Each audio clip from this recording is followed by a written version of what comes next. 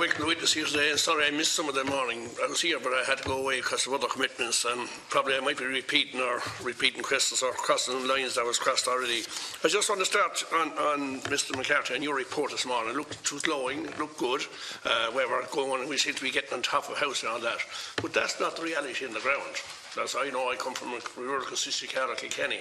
And the waiting list, homeless at 10,000 plus, a waiting list a mile long, getting longer. You know, what you gave here this morning as a presentation for the ordinary Joe Soap out there and what's happening on the ground are two different places. So I'd just like to ask you, you know, our figures and census are all great things, but reality is a different thing. And, you know, we are still in a housing crisis, and a severe one, and it's well known out there. And no cover-up or no figures will cover that fact. So I'd like to have your comment on that first. Okay, thank you, Deputy.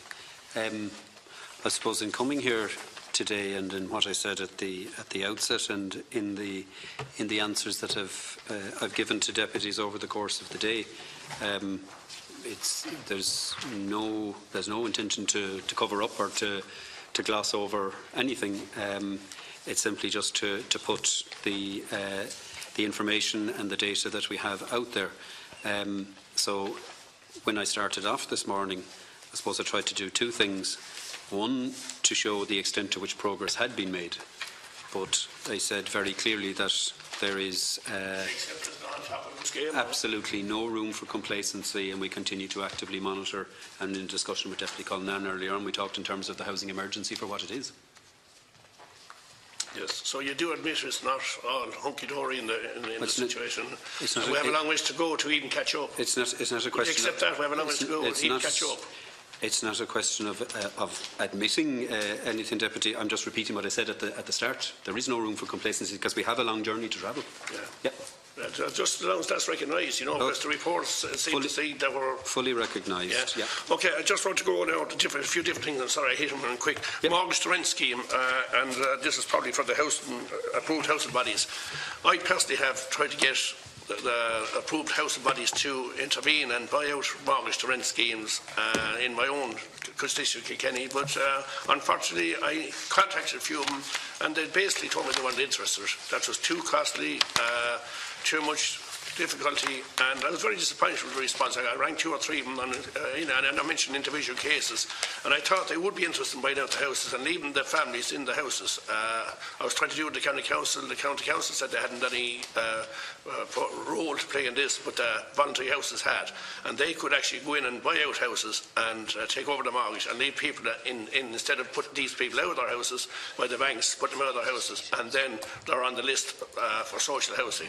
And I thought there was plenty of room there for voluntary bodies to buy out these houses, at least look at them and see the viability and keep these people in situ instead of taking them out and put them on a social housing list. And I'd like to see someone give me a reason why they didn't take on this mortgage to rent scheme that the government introduced and why they not use it for better utility, utilising it better. I was very disappointed in the few that I did contact, and their reaction to me, they just told me that it wasn't fit for purpose. They didn't like the scheme and they weren't interested in looking at these houses. That's what they basically told me. Deputy, in relation to, say, the mortgage rent scheme, what my advice would be is, in terms of the mortgage rent scheme, the bank have to put forward the case for mortgage rent in the first case. They went through all this. And they were, so it's to be put forward by the bank, and if the household wishes to avail of mortgage rent, it comes to the housing agency, and we seek an approved housing body in terms of. I know that. I know all this. We went through all this, but there was no one. At the end of the day, there was no one in the approved bodies willing to take on any of the houses. I personally went to them about it, and I asked them why, and they said they weren't interested in the scheme. Really, he wasn't interested in the scheme, and they weren't interested in trying buying over houses. And I said why? There were said our costs involved to bring the house up to a certain standard, this kind of thing. And I said that's nonsense. The people that are living in the houses were living there for 15, 16 years, their own houses, would gladly stay in as they were and would gladly pay out the rent if they were left in situ, but no one was willing to take it on or even look at them. And they went through all what you're telling me. They went to the banks sent out these, and it went to the voluntary housing scheme, but none of the voluntary house schemes would take it up. And that was disappointing to me when the scheme was there in place for that purpose. Yeah, Deputy, yeah, if there are particular cases, actually, even if you could bring them up with the housing agents directly and me directly. This is 2 years ago. Yeah, but if there are any, current cases, we look at them and, find out why and, get a body to take them on. So you're saying if I had contacted you instead of some of the voluntary houses, this could have been looked at and facilitated? Is that what you're saying? Yeah, I'd expect it would have been able to, yes. Peter, I didn't know that time now. I can go back to some of these people. I presume they're still in the same positions they're in. I presume they haven't got out of the situation they're in the last year or two anyway. But I will follow back up. If you could do that, definitely, yes. Be sorted. Oh, yeah. You have more money we have, No, we get it from different sources. You get it from different sources than we do. I just want to move on. I want to know about, just again to the voluntary houses, you have a system where you don't allow tenants to buy out their houses, and I've been in the local authority for 20 years before I came here, and it was always wanted to know why they couldn't buy out their houses, the same as in county councils and etc. Families have their house, they're paying mortgage for 10, 15, 20 years, and they can never own the house, and I always felt that was wrong. It is taxpayers' money. That was put into it, and I think everyone, if they're long enough in-house, even 7 years, whatever, they should be allowed to buy out their houses. And I'm just wondering, would you ever consider changing that these houses can be purchased and bought out? It just has been, in terms of departmental and government policy, not to have tenant purchase in the case of houses provided by approved housing bodies. It might be a policy that can be looked at, but because of the funding going into them and to retain social housing, a decision was taken, not to allow tenant purchase in that case. So it's not the approved housing bodies themselves that are deciding not to sell. It's government policy. But there's going to be thousands and hundreds of thousands of houses held by voluntary bodies into the future if you keep going this policy. And all these families that are resident in these houses will never, ever get an opportunity to buy a house. I think that policy is wrong, and it needs to be changed wherever, whether it's at your level or at department level or at government level. It needs to be changed. At least if a person is living in their house, a family, for 7, 10 years, they should be given an opportunity somewhere along the line where they can actually buy out that house, a house that is their home and that they will live out their days in. And I think that is wrong, and I don't know who's responsible, but I've tried it several times and no one seems to give me an answer where we can change it. It should be a matter for the Minister and for the Government. Can I ask Mr McCarthy on that? As Mr O'Connor has said, that the policy that's there is for AHB properties not to be subject to tenant purchase, and it's partly tied into, I suppose, their charitable status and their sort of core purpose in their memorandum and articles of association. Nothing in life is not changeable. Where we are at the moment is we're doing a review of the local authority tenant purchase scheme. It would be a policy matter, obviously, if the AHB situation was to be reviewed, but it's not on. It's not. Can on I the ask your agenda personal view? Do you think a family that's living in a house for 10, 15 years should be given an opportunity sometime in their lifetime to buy out that house, and should and as well as that, the money, the mortgage, rent to buy that they pay out, rent to buy, could be used to purchase, to reuse, to purchase more houses, for more social housing, more voluntary housing, and I think it's a shame that it's not been taken up. Well, I hear what you're saying, Deputy, but I won't be expressing a personal view in relation to a policy. But I hear what you're saying. Does it not make common sense? Well, there's a common sense reason, I suppose, as well, in terms of the maintenance of social housing stock.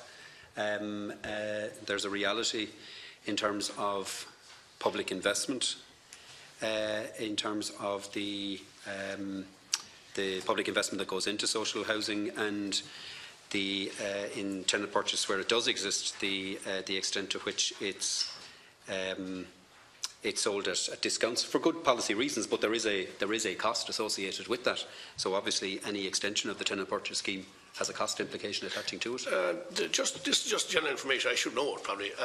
The voluntary houses that build these houses, who actually owns the houses? Is it the government has to own the houses, or the voluntary housing groups own the houses? The voluntary housing groups. They own them. All taxpayers' money owned by voluntary houses. And can they use them and distribute them according to their will? No, they're to actually get Section 6 status approved, the approval under Section 6 of the Housing Act of 1992 to become an approved housing body. you must have in your memorandum and articles of association a prohibition on the distribution of assets and the sale of assets. But the reason I'm asking this, I know they're non-profitable, voluntary, but they are owned by private individuals, private groups are set up, and these houses are actually owned, taxpayers' money that went into these houses, and they are actually owned. I know they're non-profitable, I know that, but they're still owned by private groups that are set up in this country. And is that right? Well, they're owned by private groups, but they are being used for the purposes of providing a public good in terms of social housing. Okay. I question that anyway. I just want to move on to Part 5s. You know, what percentage of Part 5 was a real big thing when the boom was going, and it was nearly took over all building of social and affordable housing at that stage back in 8 to 10, 11, or even 2000 onwards. What percentage of Part 5 is working, and is the system still working as good as it was, and is it starting to pick up now that the building is picking up, and are we starting to depend again on social housing? Part 5 would provide a lot of it. Yeah, we're starting to see a pickup in Part 5 delivery associated with the pickup in private housing delivery. I think in 2016, I think there was 69 homes delivered through Part 5 for social housing, and last year that increased to just over 500, and this year I think the expectation is it'll probably get closer to 600. What percentage would that be of total social housing? Well, if you take it that in 2017, the build in 2017, there would have been local authority build of 1,014, AHB build of 761. Sorry, 1,014 local authority build, 761 AHB build, and 522 Part 5 units. So you can kind of see the relative shares there. Okay, okay. Deputy Farrell mentioned there about, to me, as I said, I was a long-time local government, and back in the 50s, 60s, it was always local authorities that built houses. Are the department pushing now towards voluntary housing to provide housing, social housing, instead of county councils? I know some county councils are better at providing houses than others, but as far as I'm concerned, they're all turnkey. They're all contracts and turnkey. They don't. What we had in the 60s, 70s, and even when I went into local government first, they were building houses themselves and engineers, and they had the staff to build them, and etc. But now it's gone completely where they're looking at voluntary housing group or just buying them on contract with a turnkey. I'm disappointed that has happened. We've lost a lot of the good personnel that we had. Even the rural cottages were built in the 50s and back in the 40s and that to provide services. And is the department pushing towards that instead of pushing the authorities more, local authorities, to go back and do what I reckon they should be doing on the ground and building more houses, social and affordable housing? And as I said, I know our own one in Kilkenny, our own local authority, I'm very happy the way they've been busy and they're way up there, I know that. But other local authorities are not so far around me, or haven't built any houses at all. I'm way behind. And it's a pity that that's happening. And why is the discrepancy between local authorities and some good local authorities are active and ones that seem to be falling behind or don't seem to be making any effort? Thank you, Deputy. I suppose just on the last point, it kind of goes back to what I was saying to Deputy Farrell, that I think the build programmes of all local authorities are ramping up, but some are obviously at different stages of progression. I don't want to give a sense that in some way we're sort of pushing local authorities or pushing AHBs one over the other. That's not what it's about. Rebuilding Ireland aims to deliver 50,000 social housing units through build, acquisition and leasing over the period to 2021, and 2/3 of that is to be delivered by local authorities and 1/3 by AHB. So it's a 2-to-1 ratio is what's envisaged. So it's a very, very big part envisaged for local authorities. And is it up to every local authority then whether they get turnkey or they get in the personnel and start building themselves and actually go back to where we were, or I'm talking about value for money here, and I want to ask you value for money. Have you any statistics on value for money by local authority costs of, say, an average 3-bedroom house and the voluntary bodies costs? Are there any difference or variation between what a local authority will buy on average buying a house for anywhere in the country and what the voluntary housing groups are providing? Or are they the same? Are they coming in at the same cost? Have any statistics on that? Yeah, there's, in terms of acquisition costs, the approved housing bodies would come in, on the basis of the data that we've looked at, would come in slightly less. In terms of construction, on some AHB projects come in less, some come in very slightly more, but there's very little in it. And I mean, again, going back to some of the earlier conversations, we very much want local authorities to be in the driving seat and to make the judgments around where and how social housing is to be delivered in their area, and obviously to sort of take the lead role in partnering up with whatever AHBs can play a part in that, and indeed taking turnkey opportunities. We would certainly have had quite a few more rural local authorities saying to us that in areas where they didn't have land, there were builders who did have land but didn't have access to capital. And in many cases, turnkeys are a sort of a vehicle to marry those together and actually get housing activity going and delivering social housing where it's actually needed. But again, we'd be informed as to the particular approach in a local area by the local authority itself. Okay. I just want to switch out to Pyrite, and I see the House Agency is funded mostly through state grants. Its income in 2007 was just over, this is from the Controller of General's report, is 34 million. Expenditure in the year was 33.1 million, which payments under the Pyrite remediation scheme amounted to 25.3 million. Pyrite, what part of the country is that mostly up in Donegal, that area, or is it all over the country? No, Deputy. It's. I was going to say Deputy Farrell would know about it. I don't hear tell of many in Kilkenny or southeast. Down now. We have good stuff. We've good quarries. It was primarily a Dublin, Greater Dublin area. And not even entirely actually all of Dublin in the first instance, but it was subsequently extended to South Dublin and Dunleary, where some instances were found. But it is primarily a Dublin phenomenon. I don't know whether you have any stats, John, in relation to it. In terms of it's primarily, North Dublin and Meath would be the areas that are most affected, and some areas around. Just to explain just the difference between the Pyrite as we have it, in North Dublin and Meath compared to Donegal and Mayo. In the Pyrite that we have, it's in the stone underneath the ground floor slabs of houses, and it expands.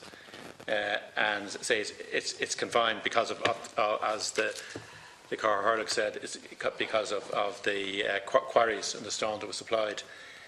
In Donegal and in Mayo, it's a problem in the blocks that we use to build the houses, so it's a different problem. But anyway, the Pyrite problem was called pyritic heave, is North Dublin and Meath primarily.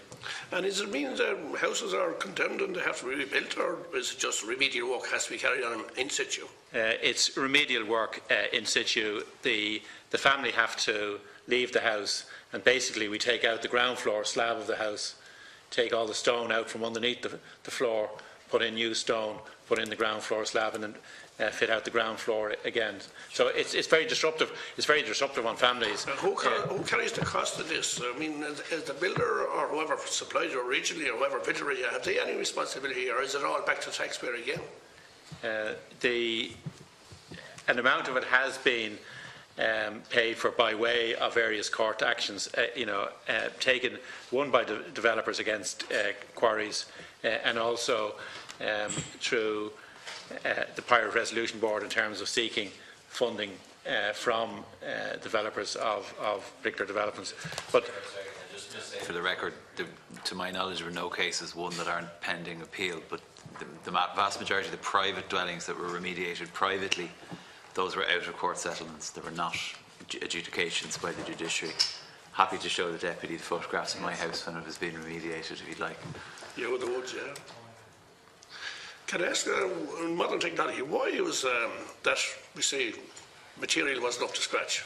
Why was it allowed to go through the system and no one copped it on, or that this thing was going to cause trouble down the line 10 years and blocks are going to start falling apart and that?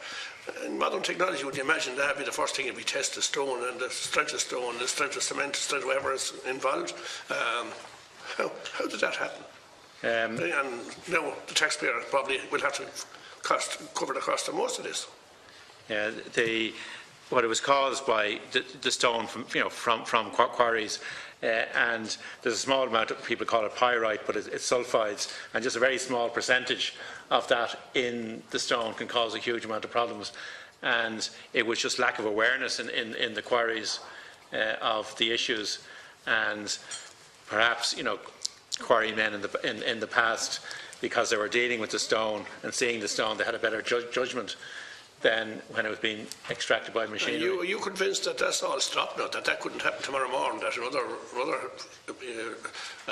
material is being used that's not up to scratch or not up to standard? Would that be happening now? I wouldn't expect so, in terms of the National Standards Authority of Ireland have tightened up the controls. In other words, now they're testing it and making sure it's up to scratch. Well, they're testing it, but they've also improved the standards in terms of the amount of sulphide that's permitted to be used in stone supplied. There weren't controls set on it previously. Okay, I want to move on now. I just see that there is received cattle funding. Hold on, I want to say second in 2000. The agency held 243 hectares of residential development land in 72 locations, and the land was transferred to the agency from local authorities on the land aggregation scheme in operation between 2013. I want to ask you questions about that. That seems an awful lot of land, 243 hectares. Being a farmer myself, I know what a hectare is. It seems an awful lot of land to have, and it's lying idle, from what I'm reading between the lines here. I read a bit here, you are doing something here, 2 sites here and 2 sites there, 4 sites, 1 site, 16 sites. But it's an awful lot of land with the crisis we have that you're sitting on, and I'd like to give me an explanation why that land is not being utilised and not being built on ASAP. We're very focusing on getting that land developed. So any local authority, who wishes to utilise the land, that is available to them. They hand it over to you, didn't they? But that's what's saying here, hand it over to the local authorities on the land decrease.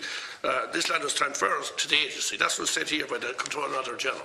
Yes. So it's handed over to you from them. It was which I think they should have been utilising themselves, but I mean, that's another story. Yes. But they handed it over to you, and why is it left there? Yeah, firstly, it was handed over, during a time when we had, an economic crisis, and there wasn't funding being provided to deliver housing. Now that we're back in the building game again, the local authorities are utilising a number of sites, and developments are happening on them. We've gone out to the approved housing bodies to see, have they got interest in some of the sites. And then we have a number of large sites to be developed.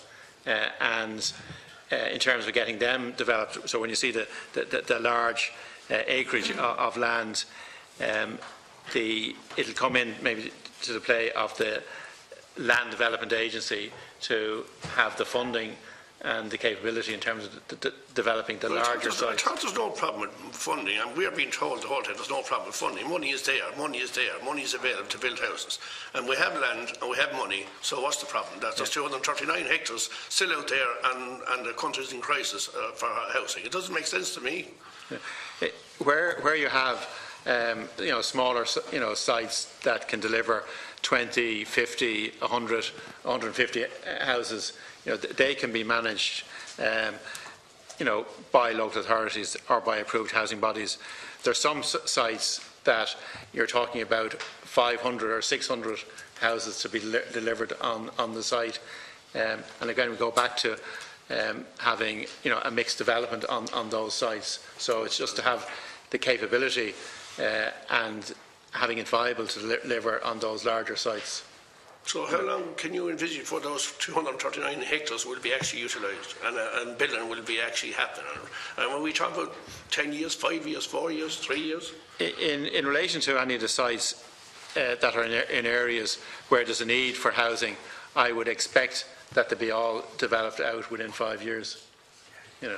23 of those sites are at various stages in the 237 in the construction programme. I don't have the acreage or the hectareage associated with them, but 23 of them are being moved forward under various housing programmes. Can I ask no one? Yeah. I just want to ask you, just in return, the department does not currently report outputs on scheme-by-scheme basis, and that you do not report the size of social housing stock. It has figures for local area stocks, but not for social housing held by the approved housing bodies. That seems strange that the department has all the information on the local authority stock, but they don't seem to have anything on the approved housing. That's a strange situation when there's taxpayers' money involved, and it doesn't seem to me like there's good accountability there. I would question that, why the department hasn't that. This is directed at you, Mr. McCarthy. Why you haven't that information, the same as you have in local authority, and is it good governance? Thank you, Deputy. In the discussion earlier on, we acknowledged that we need to move on to the point of getting a statutory regulation system in place for approved housing bodies. Why is it only happening now? Because we initially put the focus on, rather than wait for the time it would take to do legislation and get all of that done, we put our first steps forward to put a voluntary system in place. Which is in place and is operated through an office in the housing agency. So through that self-regulation, no, not self-regulation. I mean, the process that the housing agency operates, that the regulation committee in the agency operates, is such that if an approved housing body wants to get funding, they have to sign up to the process, and they have to be. Are you happy the process is and they have to be. I think the process has shown itself in the years that it's been operating. I think it's probably 3 full years at this stage. It shows itself to be quite robust, but it's not statutorily based, so that's why we need to move on, and we'll be publishing legislation on that very shortly. So that's the next question I was going to ask. There's no regulation on the housing bodies, but you're bringing this into fruition now. How long will it take for regulation to be there? I imagine that should have been there before all these bodies were granted the status they were granted. That regulation should have been there first, and then the body is set up to follow suit. Well, I imagine that's the way good governance will run. There was a basic regulatory system in place in 1992, which set out various requirements that a body needed to demonstrate before they could be given approved housing body status. But obviously the world has moved on significantly since then, and as I say, rather than wait for the time it would take to get a legislative regulatory regime in place, we put a voluntary system in place. So rather than there being no regulation, it is a voluntary regulatory system. But to actually get funding, you have to be subscribed to it and to be going through it. And we had some discussion with some of the housing agency reps earlier on around how that process actually works. And the last question: how many approved bodies, agencies are there in total? Because to me, I thought it only one time 4 or 5, and then I thought it was 10 or 12. And as far as I can see now, there's hundreds. There are over 500 that would have gotten approved housing body status. So where are they all? Some of them are very, very small. They would have been established in many cases purely for the purposes of 500 of doing one project. I can think in my own hometown, I know there's an AHB, and it was established purely to build probably 6 senior citizens' houses, and that's it has no more ambition than they sound like mushrooms growing. What's that? They sound like mushrooms growing, 500. Well, that's one way of describing it. One way of describing it, Deputy. But I suppose, in terms of you talked about maybe having a view that there was a much smaller number than that 500 and odd. In fact, the 90% of the approved housing body stock that's registered with the regulator is actually in the hands of 50 AHBs. So while there's over 500, and we will go through a process before the regulatory system kicks in to identify any ones that are no longer active and remove them from the list. The actual vast bulk of the AHB stock is concentrated in a much smaller number of AHBs. And can you answer me and just say 50? Are they in need for 50? Because most of the things we're doing at the moment for value for money is we're making groups smaller. We're confining them, amalgamating them, whatever word it is. It's the D thing in now is to make them more efficient and more don't know what they're at. And instead of that, this agency seems to be growing and growing, and you have that many. And they're supposed to be non-profitable, but to me it looks like they're just started up there must be a reason for that. I'm sure there's a manager in every one of them, there's staff in every one of them, and there's more money and they all have to be paid. They might be voluntary, but there's someone paying someone. And is it a waste of taxpayers' money to have so many that we could have it down to 10, 12 maybe, and targets who should be there, and having 15 and 500, as you said, okay, maybe 400 are not daring for build for a house, something like that. But is it good management over top of it here? Is it kind of, to me, it sounds crazy to have that many individual agencies out there. But I think what we have seen over the last while has been an element of consolidation and mergers between bodies, and that has contributed to the fact that we now have the vast bulk of the stock concentrated in a small number. As the statutory regulatory system comes into place in due course, it's possible that we'll actually see that number, or that process of kind of merger and consolidation happening even more. But what you do find with some of the approved housing bodies is that they have a particular sort of niche focus. So they may be particularly focused on older people, or they may be focused on homeless people or people with a disability. So you will always have those niche players in the system, because not only do they provide housing, they very often provide a care element as well because of the supports that are needed. Again, I wonder, is the regulation strict enough? I mean, can any group come in and meet in a room and say, we'll start a voluntary housing group and we'll win, we'll just apply and off we go, hunky-dory, everything's okay, and we go. Or, you know, if the regulation's tight, that shouldn't be happening. Well, no, that can't happen. There's a process through Section 6 of the 1992 Act that organisations have to be properly established. They have to have a charitable purpose. It has to be set out very clearly in their memorandum and articles of association, and they have to subscribe to and come through the regulatory process before they can actually get money. So if 21, last thing, if 21 comes this year in 2019, next year, and you will approve them again, if they just come and confide with the regulations that's there, they can up again and off you go. Well, as part of the process, and maybe the regulatory people might want to comment on this, but as part of the process, we would certainly look at the extent to which a new body is meeting a new requirement.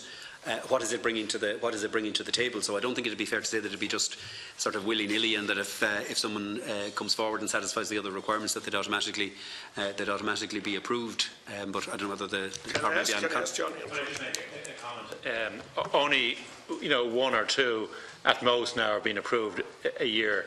So it's very difficult now to become an approved housing body, because you need to prove that you're genuine in terms of what you're going to do, and there's a need for you to do it. So it's very restrictive now. Would you accept that there's too many there at the moment?